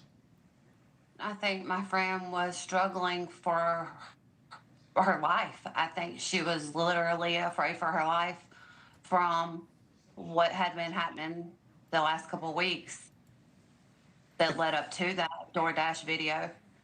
And there's just too much of past things that I do know, factual things that I've heard, and what I've heard in the last month this went on in the relationship. There has been issues. They were trying to separate, and it's red flags to me. Interesting. But thank you so much, Left Hand Girl. Welcome to the family. And just like Left Hand Girl, please consider becoming a member by hitting that join button down below. Oh, also, please, shameless plug, but, we work hard out here in these streets to give you guys the information and the entertainment at the same damn time. So please hit that subscribe button, please. And thank you. Subscribe. And also, please hit that like button down below. All right. I'd love to see the likes go up. That would really mean the world to me. All right. Let's continue. All right. Yeah. I see, that's the thing. Did she have mental health? You know what I mean? Oh, that's great. Messy. Thank you so much. So it's a different friend. That's good. That's great news. Thank you so much for letting me know. So we are definitely going to talk about that for show in another show. I promise you guys, we will do that. If that's this afternoon or later this afternoon or first thing in the morning tomorrow, okay? I'm going to try to squeeze in as much as I can over the next few days, all right? And Haya, how you doing? Thank you so much for becoming a member. How you doing? Thank you so much. All right? But let us continue with our conversation. When the car was touched, period. Hold on. I'm going to roll that back so we can hear that one more again. What I've heard in the last month this went on in the relationship, there has been issues. They were trying to separate. And okay, it's red flags to me when the car was touched, period. So when the car got moved is what she's trying to, I'm assuming is what she's trying to say here. But let's hear what the follow-up is. Explain two things to me, and then I'm going to bring in Jennifer about what questions she has when investigating something like this. The first one is, help me understand what you believe was going on with the relationship and how that relates to the DoorDash stuff. I don't understand that. And explain what you mean with the car being touched. Remember, we're new to this. Yeah. I believe that Elena, from our conversations, like a mental health diagnosis, anxiety is the only thing she's ever addressed to me that she had going on in her life. And, that was something that we spoke about a lot. We were advocates for each other with that. And there's one thing, about her that she loved life. She loved her life. She looked forward to days. When she had bad days, she still had clients. Right. She still showed up for them. All right. So mental illness and the things that are being said about her, it just doesn't make sense until this last week of really starting around what you saw on that camera. Gotcha. So I mean, Here's the only pushback I'm going to say about this is that she could have mental health issues without telling other people that she has mental health issues. She could definitely be, oh, she's an open book about everything except that one thing. I'm just saying that. I'm not sitting here saying that she's not telling that it's not that and all that, but we have to leave that on the table. She may have been undiagnosed. She may have been flying under the radar, undiagnosed this entire time, and then suddenly she's having episodes. Or the other side, maybe the relationship that she was having with her husband. I'm not trying to throw him under the bus, okay? But I'm saying maybe that relationship triggered mental health issues. Maybe. Or she was on something, period. She was on something that caused her to have this mental health break or to have a mental break, right? Which she did again right around the time that she just left Planet Fitness after talking to the front desk people. I mean, it's possible.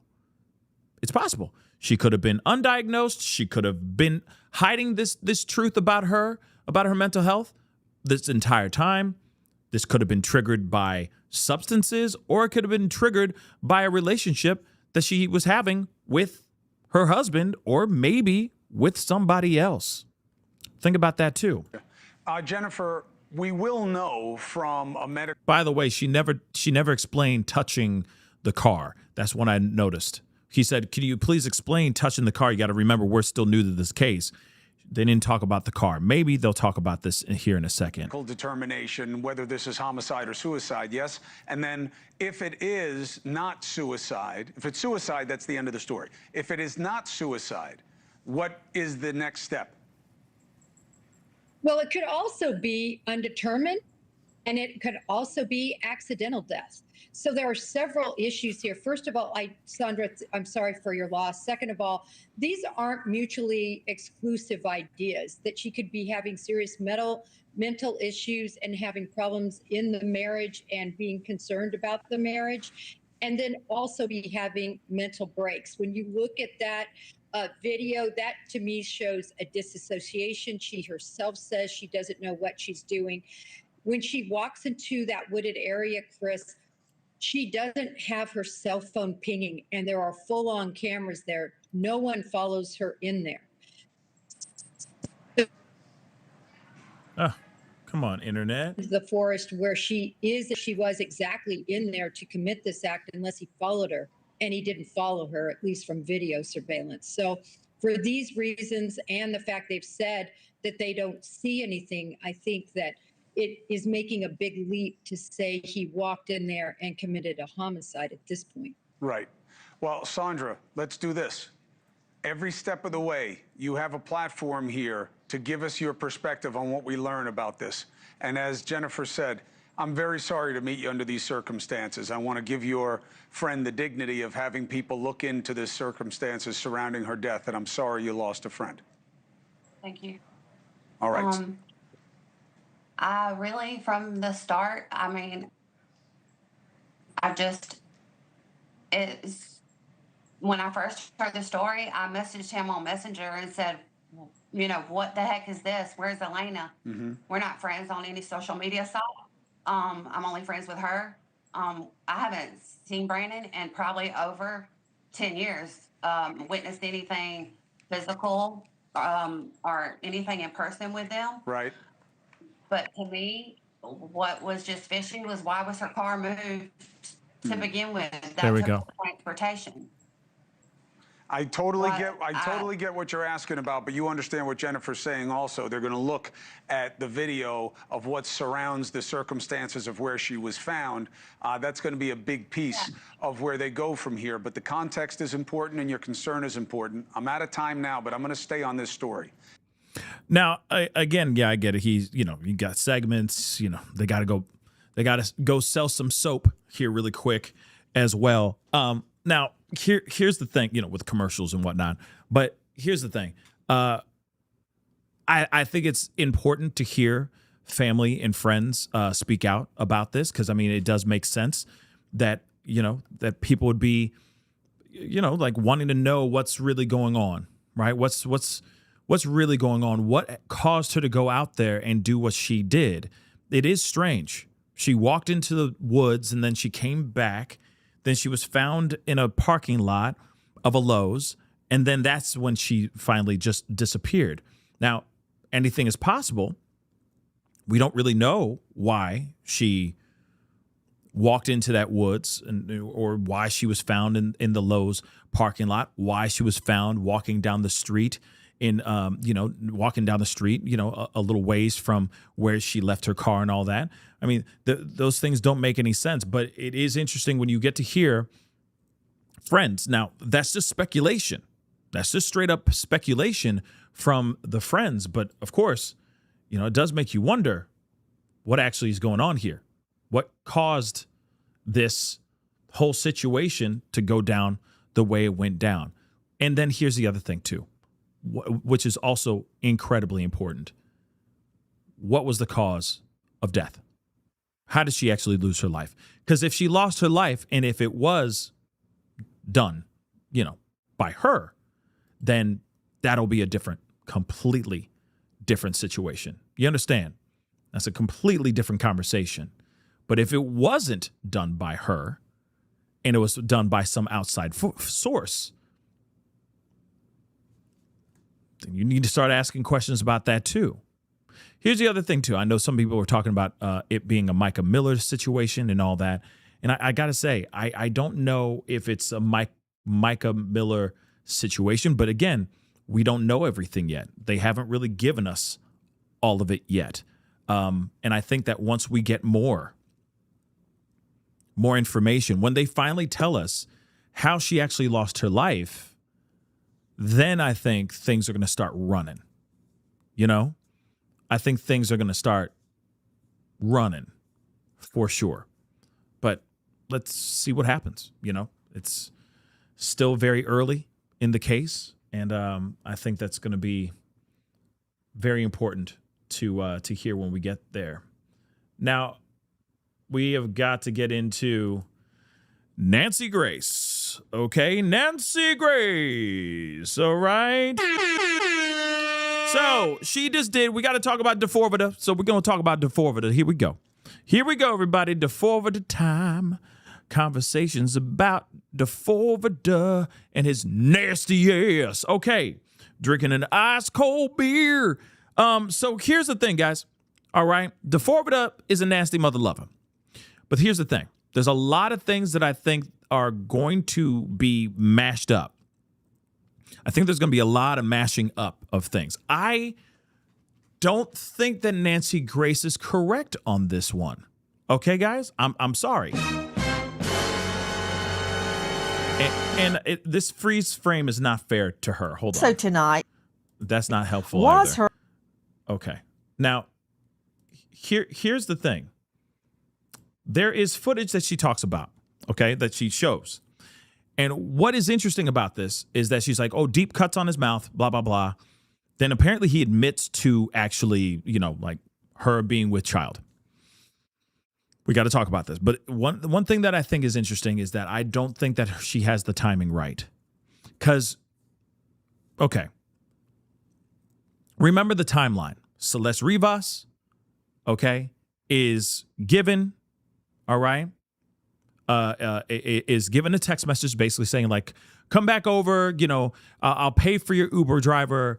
Let's talk. Let's just say that, because we don't know what the exchange was, but we do know that he convinced her to go into a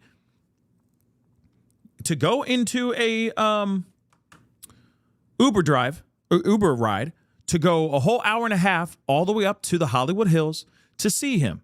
And then within 20 minutes, he took her life, right? But let me just say this.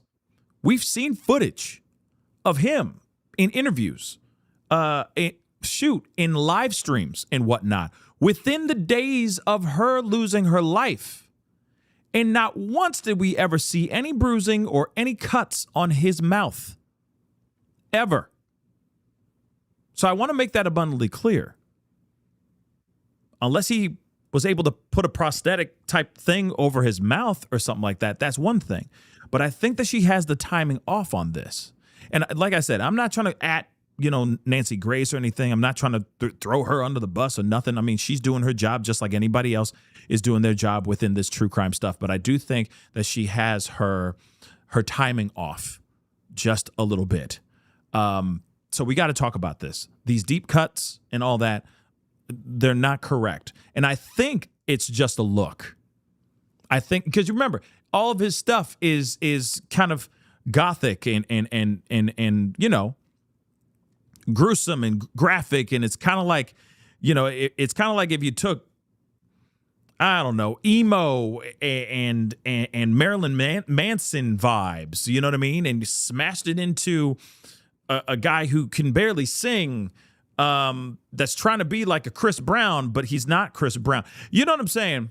I don't care, So you look at that with all of his blood-soaked jackets and shirts and all that. I mean, clearly he's making those things as a look. So the deep cut on his lip could literally be a look. It could just be makeup, just for the sake of going with his brand. See what I'm saying? But I digress. Let's talk about this. I'm gonna speed this up. Okay, so we can cover a lot. Let's rock and roll. Show it. It's on video. Okay, there you go. Ow. And what is on his shoe? There it is. It looks like... Now, first off, his hair ain't even the same length as it is when he is after he took the life of Celeste Rivas. Let's not forget the garbage bag. Let's not forget the garbage bag that he would wear for his hair. Okay? Let's not forget the that whole thing that he would wear for his head, for his hair. The garbage bag. You know what I mean? So this is makeup, but she's talking about it like this is moments after, days after he took the life of Celeste Rivas. It's not true. Let's not just talk about it. Let's show it. It's on. Hold on. Let's hear her talk about it real quick. With all due respect, like I said. Celeste is murdered. Also tonight, was her murder more of a two-man job? Is the state looking at a... Hold on. Rolling it back again. Anything stand between him and his career. I know it's a bonnet. But it's a trash bag. It looks like a damn trash bag. Looking ass trash bag. Looking ass. Okay? That big old bonnet that he got. Did he get it from Sam's? You know what I'm saying? Did he get it from Costco? Because that is a huge bonnet. Damn. And he wears it out. You don't have to do that, man. Looking like a damn trash bag. Moving on. As we go to air tonight, we uncover deep cuts on D4vd's mouth and lips, we believe, just after Celeste is murdered. Also tonight, was her murder more of a two-man job? Okay, just moments after Celeste Rivas loses her life. After he took her life. Deep cuts in his face. In his mouth. On his mouth, I mean. No, it's not true. It's not accurate. It's not. Because how could he grow all that hair within days? I'm just saying, the blood on his shoes is fake.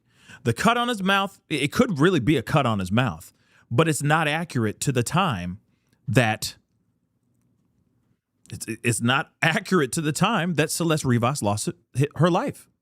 The day that he murdered Celeste Rivas. He has short hair in that video too. Like I said, what? Did he just suddenly grow his hair out that quickly?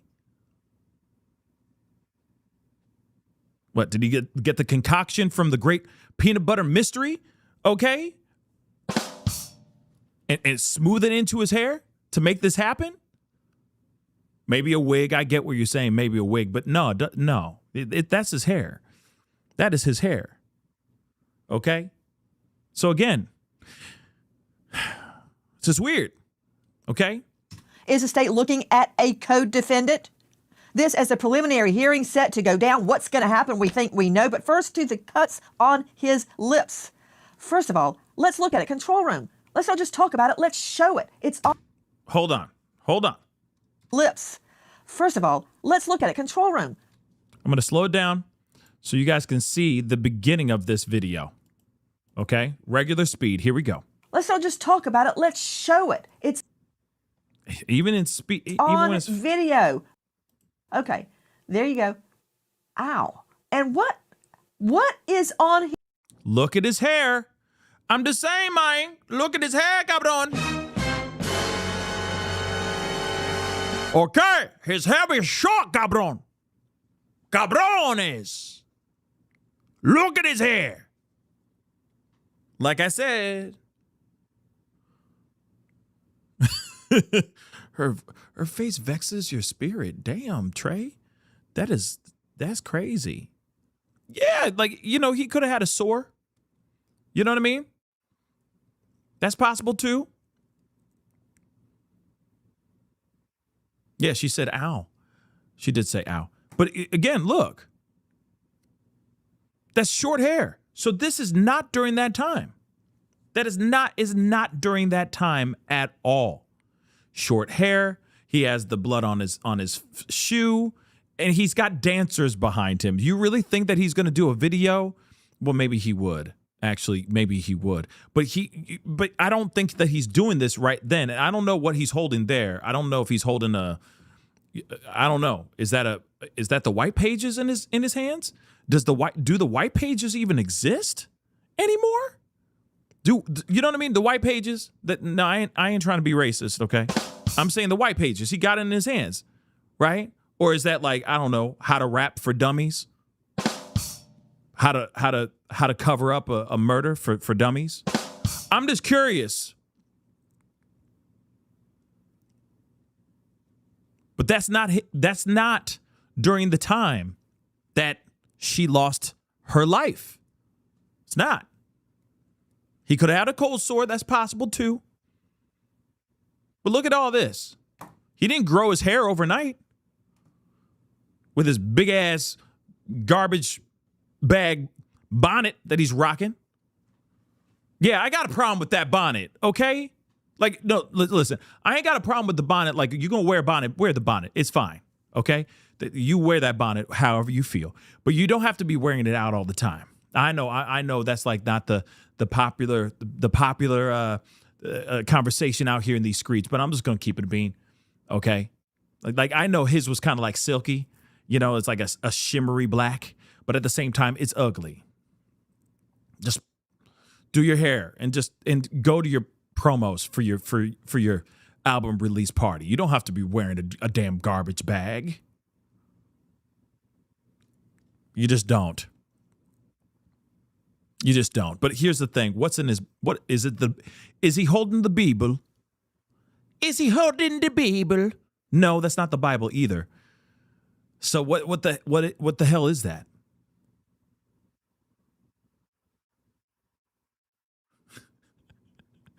Mr. T, I'm so offended, Pascal. You said white pages. I'm unsubscribing 2026 type online people. Yes, absolutely. You said white. How dare you say white, sir? I'm unsubscribing. Post haste. But yes, what's up with the short hair? It's not accurate timeline-wise. Okay? Just so you know. But let's continue. Let's continue. Changing the speed and let us continue. His shoe. It looks like blood. Okay, right at the get-go. Oh, I think that's the Invincible book. Like the Invincible comic book. I think that's what it is. It's like the whole comic book. Like the whole series of Invincible. I think that's what it is. Maybe, but it doesn't matter. Straight out to Joseph Scott Morgan, professor of forensics, Jacksonville State University. He is the author of Blood Beneath My Feet. He's the star of a hit podcast, Body Bags, with over 10,000 death scenes, equaling 10,000 plus dead bodies. The lips are extremely, how do you say when you talk about having a lot of blood vessels? What do you call that, Joe Scott? Oh, it's very vascular. There's a large Very concentration. vascular, yes, like your very vascular. nose, your eyes, your even your lips. scalp, They seem to bleed a lot more than if you cut your arm. And it won't go away. If you keep hitting it, it seems to make it worse. That is right after Celeste was murdered. And if the two are connected, how badly do you think he wanted that to heal up and go away? She says that's after, but it's not entirely accurate. Like I said, days after she lost her life, the days after that he allegedly took her life, he hopped on some planes, he went on his tour. He was still rocking longer hair. He did not have the short hairdo during that time. He was still also rocking the bonnet that I keep calling a trash bag. He was still rocking that as well. He still had longer hair during that time. He did not have short hair. So again, the timeline with this is not entirely accurate, but okay. Like I said, it's the timeline for me. You know, it's just the timeline. She could have it wrong. She could have it wrong, but again, yeah, that's the other thing too, V. I would love to know if she was able to confirm the date of the actual video, you know?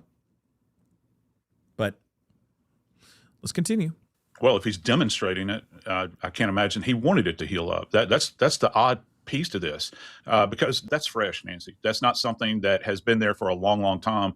And the problem is that in that image, it is an insult, okay? But we can't tell.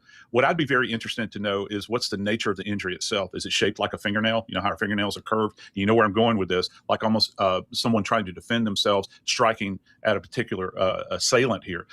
Or is it a blunt force tap to the lip? Or is this just something that maybe he manufactured and put on his lips for the purposes of shock value? Joe Scott, I want to talk to you about something you just said, fingernail marks. Yeah. I'm sure you have, because I have, and I'm sure you have, in a strangulation case. And I believe this, we exhibited it on the slides of Ellen Greenberg's neck. Yes, we did. We often see fingernail marks. They look like half moons. But with the lip, you can see that because the neck or other body parts, arms, legs, you can see a print better. With the lips, not as much. It's like biting into Jello. You can't really get a print as well on the lips. If she glared at him, and that is in fact a fingernail mark, a scratch, it's going to be a lot harder to have assessed that on the lip as opposed to on the neck, where you and I have seen them routinely in manual strangulation cases. Right. So interesting. I just looked it up. Thank you so much, Ranch in Toes. Says, I just looked it up. Video was made in May 1st, 2024. Interesting.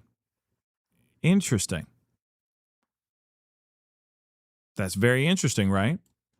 Okay. Thank you for that info. If you think about the skin as the top of a drum, okay, a drum has what's called a lot of surface tension. If you think about the skin over our neck, more surface tension here in the lips because they're very fatty, right? You don't have as much surface tension. So when you look at that, any kind of insult to the lip, it's harder to interpret this than it is to where the skin is more stretched out. Okay. Now, here's the thing. I had to Google it really quick. Okay. Ranch and Toes, thank you so much for that information. I clicked on the wrong thing. Thank you so much for that information. Because again, let me just remind you. Let me just pull up this super chat here one more time. Thank you again. Just looked it up. Video was made May 1st, 2024. Now, I just want to remind you guys, because I even had to Google it really quick because I was like, wait a second. When did she lose her life? When did they believe that she lost her life? She lost her life on April 23rd, 2025. So if this video was made and he got, cut on his lip, it was a year ago. Or it was a year or, a little bit less than a year. Or sorry. Yeah, it was a little less than a year from the time that she actually lost her life. Do you see what I'm saying? You see, you picking up what I'm putting down. So again, sure, it really is him. There is that video. But at the same time, she lost her life in 2025, not 2024. So again, The timeline, she got the timeline a little off. That's it. It's off. But let's hear Joseph Scott Morgan, because he's also, with all due respect, the man is a beast. Where there is surface tension. So that wound, and for our purposes, would have to be cleaned, and then you would have to observe it. But still, if this was generated as a result of a fingernail mark, you could actually take it, and what we'll do with an injury is press it close together, and you can make out the signature left behind. And again, I ask all of our friends out there watching, look down the long axis of your finger, okay? And if you look at the leading edge of your fingernail, you'll notice that it's curved. So these things look like half moon shapes almost. Joe Scott, I just said that. Go ahead, steal my thunder. I don't care. You're absolutely right. And I want to follow up on something you said at the get-go. You had mentioned when we were talking about theatrics, like, what does this mean, if anything, to D4vd, to Dr. Bethany Marshall? That is not Joe Scott Morgan or my bailiwick. That's on you. Dr. Bethany Marshall is joining us. She's a renowned psychoanalyst out of the Beverly Hills jurisdiction, but she does not limit her practice to Rodeo Drive. She is a star of a brand new podcast, On the Couch with Dr. Bethany. She's author of Deal Breaker. You can see her now on Peacock and Bravo, and find her at drbethanymarshall.com. Dr. Bethany, we have a prior girlfriend who I believe was also at the underage at the time she was dating D4vd, aka David Anthony Burke, who says he thought he was above the law and many other things. I don't think he cared. If Celeste had scratched his face, had made that mark on his lips, I mean, that night, and I'm going to go to Dave Mack in a moment, I'll back up for this, that night after she was murdered, he's out doing a PR party. He doesn't care. Hey, control room, can you dig up really quickly him out that night at a PR party after he ordered Celeste up like a pizza, got her an Uber? There. Let me just say this. You see that? Okay. You see, I mean, it's very, very foggy or, murky, the photo. But he's wearing the mother-loving bonnet.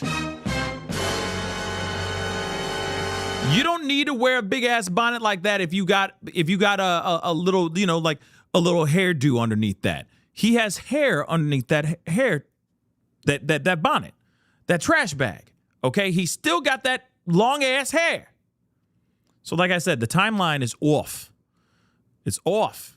Beautiful Messy Ball, thank you so much for the love. She got the timeline off. She got a lot off. You know how I feel.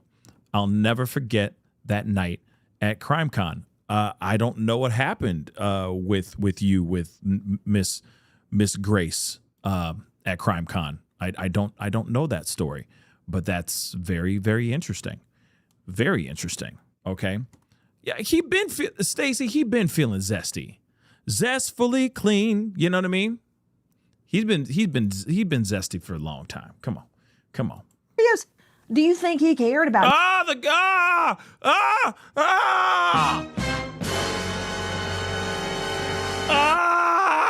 By the way, this is a day or two after Celeste was murdered. Just so you know. Do you see any cuts on his face? Going on camera with his lips still bloody and reopened as a wound? I don't think. Oh my Lord. They didn't even try to clean that one up. Okay, but yeah. I think he cared. Nancy, I think he was happy. There's no cuts on his face. There's no cuts on his mouth, guys. Long hair. Trash bag. Rocking the trash bag. All right? Trash. Because he's trash. I think he glorifies death. He began to feel sort of elated and like all the responsibility of this underage girl is away. Probably they may have had some kind of fight.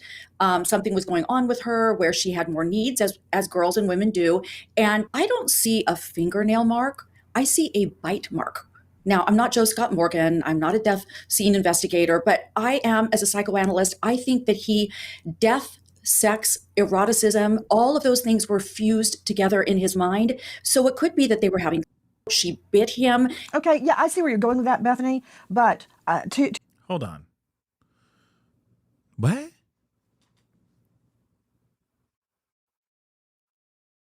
Huh? A bite mark? Again, if Ranch and Chose is accurate, this was almost a whole year before Celeste was murdered. So again, I don't understand what they're analyzing. Why are they analyzing this? They're wasting their time, baby. Bite mark? It sounds like he had, like, you know, it looks like a cold sore to me. I'm gonna keep it real. And also, this is something that happened a year before Celeste Rivas lost her life. He growed his hair out.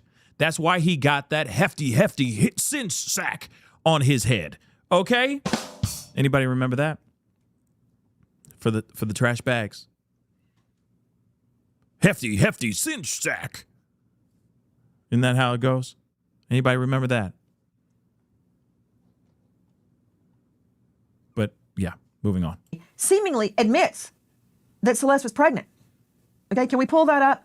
So what I'm saying is, I don't think the injury, the deep cut to his lip, was from a makeout session. There you go.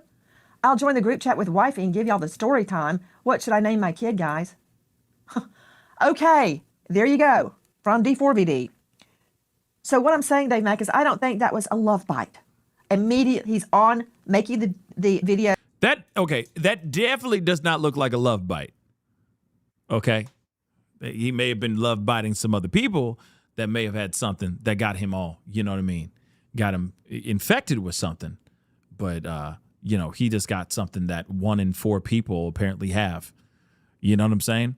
So, there it is. You know, Lady Lou said, Pascal, I'm convinced dude had a hair weave. Maybe he did. You never know, because he just wanted a new look, right? But yes, it looks like a damn cold sore. That's what it looks like to me. And a cold sore that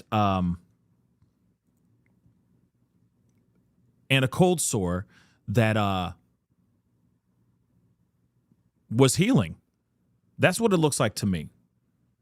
Okay? So there it is.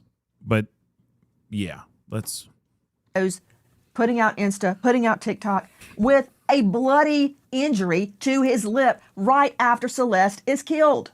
Just like he went to the party, just like he was pushing his tour. He did not care. What's so hard for anybody to understand about that? We can't relate to it, but the timeline proves it. If in fact our information is correct, that's not a love bite. That's an injury. Give me the times. Give me the dates. Okay. All right, Nancy. Hold on. It's a yeah, I think it's a cold sore. I'm sorry, guys. It's nasty. I hate talking about that stuff. It's like, but at the same time, I think it's that. You know, I think he got the gift that keeps on giving. That's what I truly think. All right? Just, it is what it is. A lot of people have it. It's a thing. Okay? Timeline is wrong. And he has a cold sore. Yes, they do talk about, he did allegedly talk about him having a baby. He did say that. So there's that as well. But let's just continue. April 23rd is the key date here. That's where, as you mentioned, he orders Celeste up like a pizza. He orders her from her home with her parents to his house, a 70-minute drive, a long drive, by Uber. Then he allegedly kills her. And it's important to note, Nancy, that while he allegedly killed her right after she arrived at his house just after 10 p.m. on the night of April 23rd, D4vd sent text messages to her phone, acting like she hadn't arrived yet, to kind of create an alibi right off the bat. Then, after he allegedly kills her in his home, he then takes a late-night drive out to Santa Barbara County, the first of many. And this is where he allegedly disposes of some evidence. This early morning, late night ride was reported early on by investigators, if you remember, and it all came to fruition when we saw this timeline getting built around April 23rd. This is the week his album is coming out, his first full studio album going out, Withered. The Withered World Tour was beginning right then. And by the way, Celeste Rivas was threatening. See, he had broken up with her, he had cast her aside, and she was threatening to go public that week to blow up his entire career that he had been involved with an underage girl for years. And that's what happened on April 23rd, Nancy. He Okay, and allegedly it's killed not just her. that, Dave Mack. You're right. She was jealous and she was angry. And in her little girl mind, I mean, she's 13. They started their relationship when she was 11, still wearing Hello Kitty apparel. It's not just her saying it. Other people, other girlfriends, many of them allegedly underage. And I want to reiterate, D4vd David Anthony Burke is innocent tonight. He is presumed innocent. This is for you, Troy Slate. I'm throwing you a bone. He's presumed innocent unless and until the state pierces that presumption with evidence sufficient to prove him guilty beyond a reasonable doubt. Now, here's the thing, okay? Again, this, to me, feels a little bit like a nothing burger. It could be a prosthetic. It could be. It could just be makeup. Because I don't see him like rocking, like a cold sore in a video, because then everyone would sit there and be like, oh, he got something, you know what I mean? He got a little, he got one of those things, you know what I mean? He been out here bumping uglies with too many people and blah, blah, blah. Therefore, he's got this, that, and the third. You know how it is. People are savages, when it comes to that kind of stuff. So I just don't see him going on camera with that. Like, you know what I mean? I could see him like trying to, if it was that, he would probably not do a video. He would just be like, I'm taking a week or a couple days off to heal and all that. You know what I mean? But that's not the case. He still did a video. So it could very well be like a whole act. Some makeup, a little blood on his Air Force Ones, right? And it's just like, yo, it's a whole look now. That could be it. That could very well be it. But one thing that is really frustrating about this is that it's not accurate. Timeline-wise, it's not the time when he took the life of Celeste Rivas. Now, again, like she said, he's innocent until proven guilty. Absolutely, I completely agree with that. He is innocent until proven guilty. But I will tell you this. He did that. There's no question. There's a possibility he could have done this with somebody else. Somebody else could have helped him do this. But again, like I said, I just don't see him rocking any type of bruises on camera for this. I just don't see him doing that if he's trying to cover himself up. Okay? And let's see, the Sue just said there's videos of him covering up acne and BS. So you're right, Pascal. He wouldn't show up bumpy and scarred. Yeah, he wouldn't. He would try to find a way to patch it up, conceal something so it doesn't look as bad or something of that sort, right? Or he put stickers on things, you know what I mean? And you know what I mean? Whatever, So again, like I said, it's just interesting that we're seeing that. But again, like I said, I think it's a look. I think it's a vibe that he was trying to do. And here's the other thing, too. I just don't think that, well, one, the timeline is wrong. The timeline of that injury and the cuts on his mouth and all that stuff are not accurate at all. She is, Nancy Grace said that, but it's not accurate. Celeste Rivas did not lose her life until the following year of 2025. So maybe it is an injury that happened, maybe she got into fisticuffs. He got into fisticuffs with somebody and he got a cut on his lip. But it has nothing to do with the actual murder of Celeste Rivas. It doesn't, because it's a year in the past. It's a year before she lost her life. So again, like I said, it's very interesting. Yes, he does talk about how he was about to be a dad, how that he and somebody was pregnant, and it sounds a lot like Celeste Rivas. And we already heard from other people saying that Celeste Rivas was confiding in friends and basically telling them, yes, that she is with child or that she's expecting, and and all that. So this is a very, very interesting situation. Obviously, we won't see David or D4vd and his nasty, disturbing ass in court again until July. But, we'll be here watching it, right? We'll be here looking into it. But this is very interesting. But the timeline is wrong. The timeline's off. With all due respect, like I said, with all due respect, The timeline is not accurate. But we definitely will be keeping an eye on this. I'm definitely keeping an eye on the Elena Moore situation and the Cohen Wiley situation as well. There's a lot going on out here in these streets. And of course, when I get more information, I will let you guys know. I may be on this evening. I may not. If I'm not, I'll be back on first thing in the morning tomorrow to discuss, and watch some of these other videos and all that with you guys tomorrow for sure. Okay. But that is the show. I appreciate all y'all for being here. Really means a lot. Thank you so much for tuning in and being a part of the conversation.